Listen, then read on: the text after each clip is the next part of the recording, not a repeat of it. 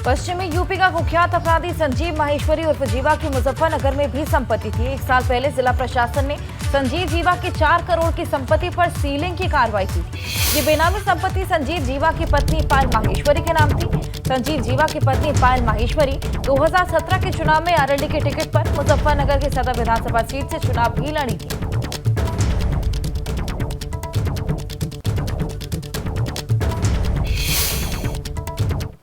लखनऊ में कोर्ट में गैंगस्टर संजीव जीवा की हत्या के बाद वाराणसी कमिश्नरेट पुलिस भी अलर्ट पर है और ऐसे में वाराणसी की कचहरी में सुरक्षा बढ़ा दी गई। एसीपी कैंट के साथ कई पुलिसकर्मियों ने कचहरी परिसर में गश्त की और साथ ही संदिग्ध लोगों से वहां पर पूछताछ भी की गई। तो लगातार सुरक्षा के इंतजामों को पुख्ता किया जा रहा है और साथ ही सभी से सवाल जवाब भी किए जा रहे हैं। जितने भी लोगों को संदिग्ध पाया जा रहा है उनसे लगातार वहां पर पूछताछ की जा रही है। साथ ही एसीपी कैंट ने कचहरी परिसर में लगातार गश्त की। समाजवादी पार्टी महासचिव रामगोपाल यादव ने लखनऊ की कोर्ट में हुए शूटआउट को कानून व्यवस्था पर बड़ा सवाल बताया। रामगोपाल यादव ने कहा कि यूपी में कानून व्यवस्था नाम की कोई चीज ही नहीं रह गई है।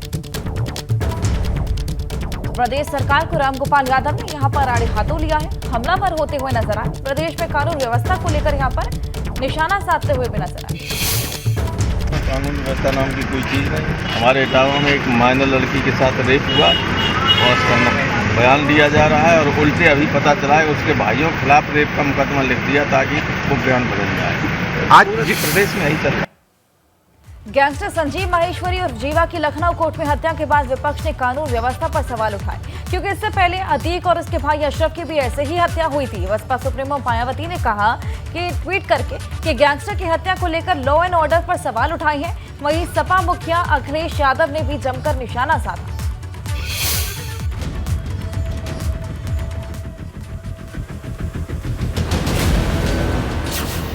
राजधानी की कचहरी खून से लाल, गैंगस्टर की हत्या पर सियासी सवाल।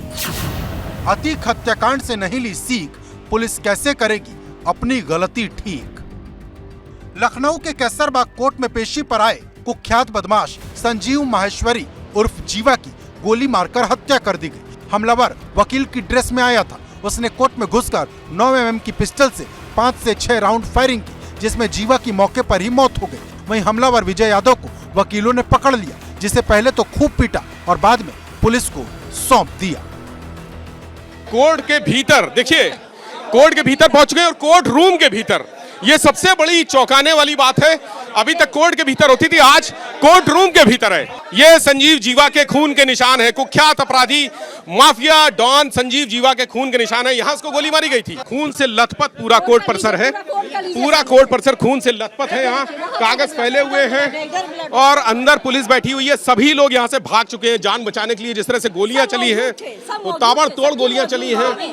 कागज पड़े हैं, पेन पड़े हुए हैं और खून फैला हुआ है चारों तरफ कोर्ट परिसर में खून। इस हमले में एक बच्ची, 2 पुलिसकर्मी और एक महिला भी घायल हो गई, क्योंकि जब हमलावर ने जीवा पर नॉन स्टॉप फायरिंग की तो ये भी निशाने पर आ गई। लेकिन जिस तरह से दिन दहाड़े लखनऊ में कोर्ट के भीतर गैंगस्टर जीवा की हत्या हुई, उससे कोर्ट की सुरक्षा के साथ साथ आम जनमानस की सुरक्षा को लेकर सवाल खड़े हो गए हैं।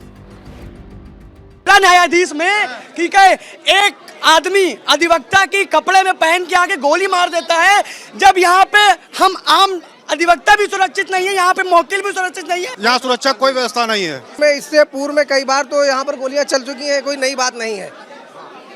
आम अधिवक्ता पेशी पर आया हुआ, बताइए यहाँ पर अवैध तरीके से लोग जाके बैठ जाते चेम्बर में, तमाम तरीके के। मुझे इस गोलीकांड से दहशत फैल गई है। हम जूनियर के अंदर की हम कैसे करेंगे?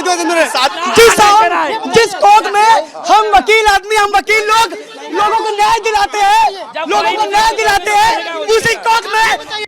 दरअसल इस पूरी घटना ने पुलिस की भूमिका पर भी सवाल खड़े कर दिए, क्योंकि अभी 2 महीने पहले पुलिस की कस्टडी में अतीक अहमद और उसके भाई अशरफ की हत्या कर दी गई थी। ऐसे में सवाल इस बात का है कि क्या पुलिस ने अतीक वाले केस से कोई सीख नहीं ली, क्योंकि संजीव माहेश्वरी उर्फ जीवा का नाम भाजपा नेता ब्रह्मदत्त द्विवेदी, भाजपा विधायक रहे कृष्णानंद राय हत्याकांड से जुड़ा रहा। वो माफिया मुख्तार अंसारी, मुन्ना बजरंगी का भी करीबी रहा।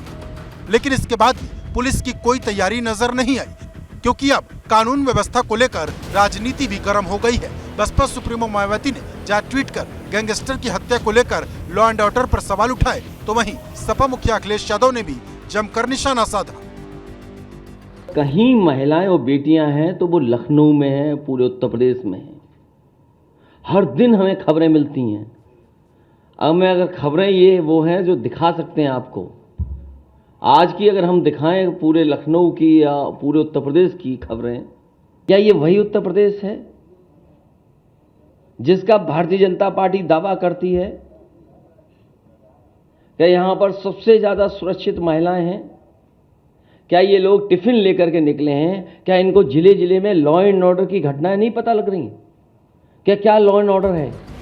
हालांकि विपक्ष के चौतरफा हमलों को देख सरकार फुल एक्शन मोड में है। उसने मामले की जांच के लिए 3 सदस्यीय एसआईटी का गठन कर दिया है और 1 हफ्ते के भीतर जांच रिपोर्ट सौंपने को कहा है। मतलब 1 हफ्ते में एसआईटी अपनी जांच सरकार को सौंपेगी। लेकिन सवाल यह है कि क्या वर्तमान की गलतियों से पुलिस भविष्य में सबक लेगी? लखनऊ से विवेक त्रिपाठी, एबीपी गंगा।